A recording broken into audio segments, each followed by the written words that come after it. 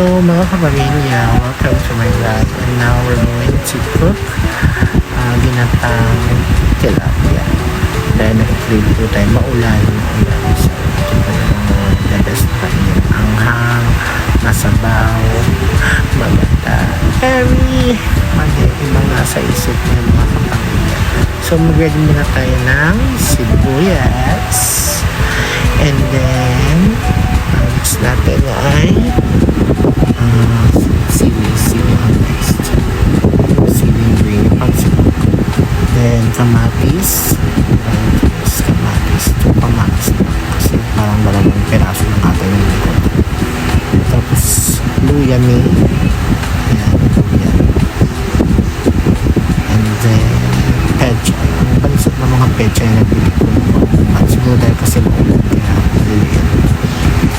Then, yung sachet of Coco Mama, hindi po ito sponsor, pero baka naman, keme.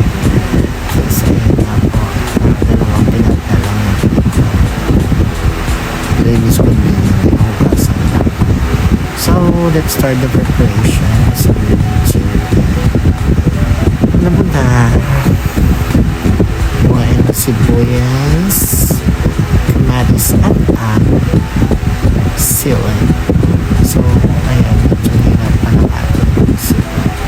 Nag-iinert siya. Sorry. Ayan po ang isa na natin dyan. Bago ang natin is hiway natin yung liit lang ng sibuyas. Ayan, sibuyas. Sumahin lang, nakakain niya.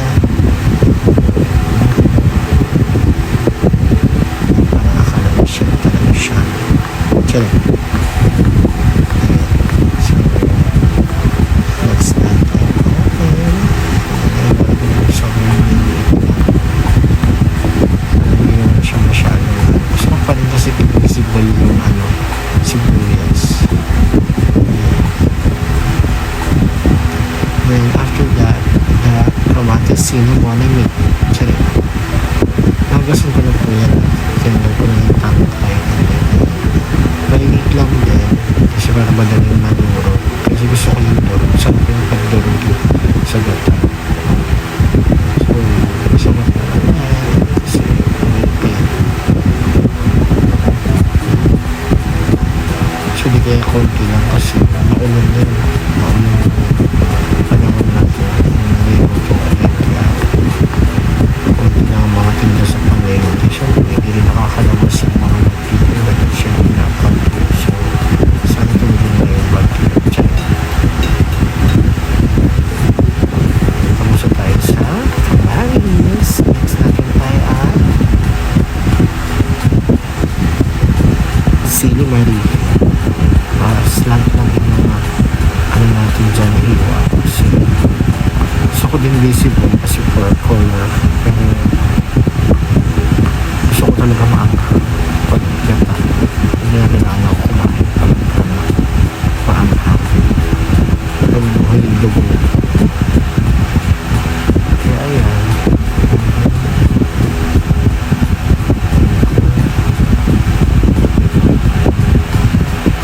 kaya inuna ko siya kasi sa luya kasi gusto kong kumapit yung niya sa luya at wala din po kayong pakialam kasi yung gusto ko tsari diba naman mandita naman talaga ang ating mamondra and po mga kapamilya ang tagal mag-iwa tsari and yung luya naman tayo yung luya iwain ko lang yung mga medyo mahilig gusto ko yun kasi nakakain ayoko nang lalaking hiwa kasi hindi ko nalulula ako so maliliit lang din na hiwa ang gagawin natin siya mga kapamilya para magamit natin later. Hindi ko alam kung anong meron magpakit ang hina ng mic ko o dahil sumusubsub lang ako kaya mahina o bawal bang sobrang subsub para ma-review ako ng very light so ayan tuniwaan ko na ng maliit na luya mais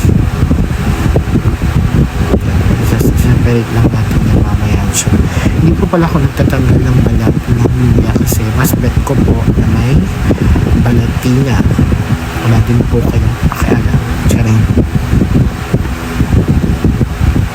ayan po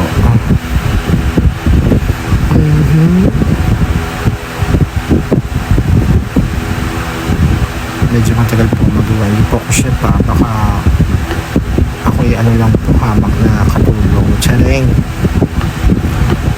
Ayan po. Diba? Tagal na maghiwa, diba? Na parang kala mo prinsesa maghiwa. Tsaring. Ayan, mga kapamilya. And then, ilagay natin ang kawali na may mantika para po pag halimbawa po na makukuha agad natin ang init ng mantika. Nilagay ko na po ang sibuyas kasi mainit na po ang mantika. Hindi po ako nagbawang dyan, so wala din po kayong pakialam. Tsarin. Ayan. Ito lang natin siya mag-translucent or sabi nga niya Hazel, kailangan mabasa ang kaluluwa. So, haluin lang nasa lumabas ang kaluluwa. Walang titigil pag lalabas ang kaluluwa. Kasi natin pwedeng ilagay agad ng kamatis kasi kung ilagay natin yung kamatis agad, hindi maluluto yung sibuyas. Ayan, kailangan natin siya mag-translucent para magamit natin sa lasa niya medyo manuot. Ay, manuot is yung tumagal. As in, lasang-lasa mo na yung sibuyas. Hindi lang basta may sibuyas na sibuyas lang. Ayan po.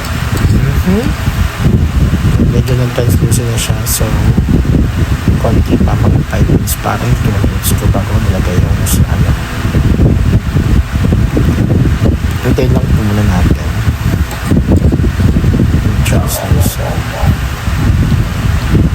Nalagyan natin ang kamatis. Okay, ilagay ang kamatis. Kailangan lang durug-durugin yan para maluot ulit ang lasa ng kamatis. So, malasahan siya dito sa sabaw ng gatao. Kasi dito sa gatao yung sabaw ng okay na sa akin. Kahit wala ng isda, basta may gata, may sabaw, may sili. Pak na sa akin yan, hindi na mag-inerte na para makakala mo naman mayaman. Charit. Ayan mo. Idurog-durog ko po yung kamatis kasi para magkulay siya magkaroon sa gata. Ayan, nalagyan natin ang luya marie. Luya marie po, nilagay ko siyang pag-isa kasi gusto ko maamoy ko siya. Wala rin po kung pakialam kung paano ba ako magluto dahil vlog ko to. Ayan po. Paluluin lang hanggang sa mahilo. Charing. Para ba makala ko naman talaga. Ayan po. Ayan.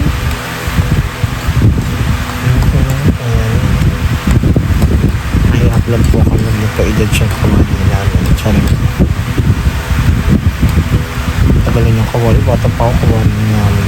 So, tandaan ko sa inyo. Pamigyan ko siya ng waters para kumalakas na. Konting water lang kasi para lang mag-bind yung lasa niya dun sa sabaw. Kaya nilagyan ko siya ng water. So, para mabilis din magluto yung kamatis sari. Kuloyin lang natin siya. Sabihin na is hisaw. Kaya na siya magkibot-kibot. Ayan, kumikibot-kibot na siya. Or kay pulso na. Tiyanin. Ayan, pag may pulso na siya, ilagay natin ang isda. Wala rin po kayong pakialam kung gusto ko ng isda. Ayoko rin po ng prito sa medyo mantika. Papakasahin nyo ng mantika natin sa gata. Kasi pwede yung steam lang, ganyan lang. So, magtitinsi pag ganyan ang atake, mas manginam mo. Fresh po yung nili ko na tilapia. Kaya may mga dugo-dugo. Kasi pinalo sa ulo yun. Matigas kasi ulo. Kaya hindi ko naman yung isda. Nakakapamilya. So, let them simmer. Kumulo na po. Hindi ko na po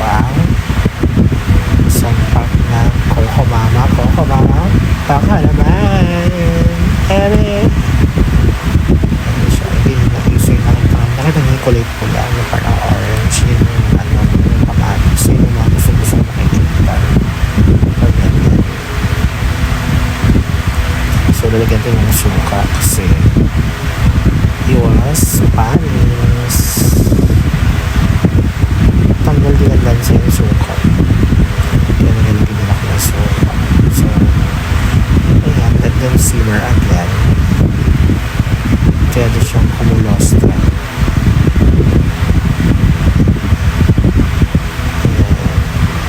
So, ayan, kumukulostra na siya. Lagyan natin ang pechay marie. Ganyan po ang paglagay ko ng pechay, mga kapag wala rin po kayong pakialam kung ganyan paglagay ko. May gusto ko po naka-formation ng ang pechay. Hindi ko rin po siya nalagay sa gitna dahil maliit na po siya. Tiba sa gitna para nabigyan sa pechay yan. Ayan po. So, nilagay ko lang po lahat po siya. Hanggang sa ang expected ko nga pa isa lang po yung nagagamit ko dito nga, pero yun kasi parang na-absorb yung sabaw, so nagdagdag ako ng nagdagdag po ako ng gata para mas maraming sabaw.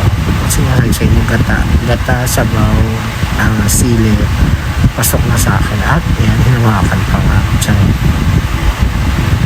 Tapos yan, pinanoan ko yung sabaw para manood sa mga pechay marie. Siya. Yan, alam ko maglalagay ito ulit ako ng isa pang gata kasi nga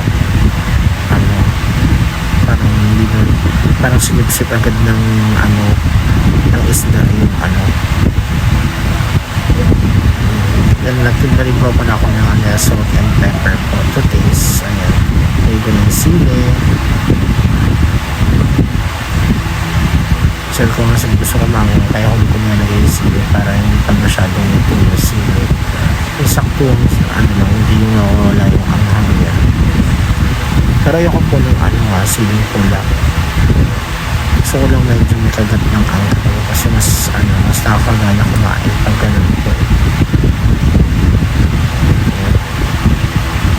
Tapong ko sa ibabaw yung sabaw na para maluto lang din. So, pakuloy lang natin ang papilin yan hanggang sa hindi ko na makikita ang isda. Charin kasi natabo na ng pechay. Ganyan po yung way ko ng pagluluto. Kung may iba po kayo ng way pagluluto, wala rin po ako nakaalam sa inyo. Charin, hindi tayo magmamanita dito. Ayan, pakuloy lang natin. Tayin-tayin lang. Tapos hanggang sa pag kumikibot-kibot na lamila ko ng siya ng paminta at saka asin. Ayan muna siguro hinugit niya yung sabaw nila, wala lang sabaw. Embed ko pa naman sa gata masabaw talaga. Alam ko magdadagdag ako ng isa. Hindi ko magdadagdag ako ng isa. Diba? Kung naamoy nyo lang tiyambang na yan, hindi po pala ako maalat magtimpla. So, matabang talaga yung mga timpla ko kasi nasanay ako yung papa na nagluluto ng matabang. So, ina-adjust ko na lang if ever kumain ako naalat, naratabangan ako. Tsaka magandang din ang asin kasi hindi po pwede kay papa na sobrang alat. Huwag po kayo mag-desisyon. Tiyarin. Ayan, nagdalay na ako ng gata dyan kaya dumadumami na. Dinagdagan ko na yan. Kaya dumami na yung sabaw. Ayan, wait na lang natin siyang kumulo. Kaya natin kumulo. Hintayin natin kumulo siya kasi paraan. Naglagay din ako ng ng chili flakes para perfect ang na po. Kumukulo na siya. Lutulan ng pechay. Nag-iba na ang kulay. So, hintayin lang natin siyang maluto and then it's ready to eat na. Tanga, katanoya. Yan na siyang sarap, diba? Perfect. Sa tag-ulaan. Para nagdadagan ng kain pag itong ulam mo kasi maangkang. Tapos masarap sa perfect. Actually, isda din talaga bet. Yung process sa tilapia is prito. Pero kasi nga ayun pa ng mga prito-prito, kaya wag tayo dyan. So, yun lang. Love you mga. Thanks for watching.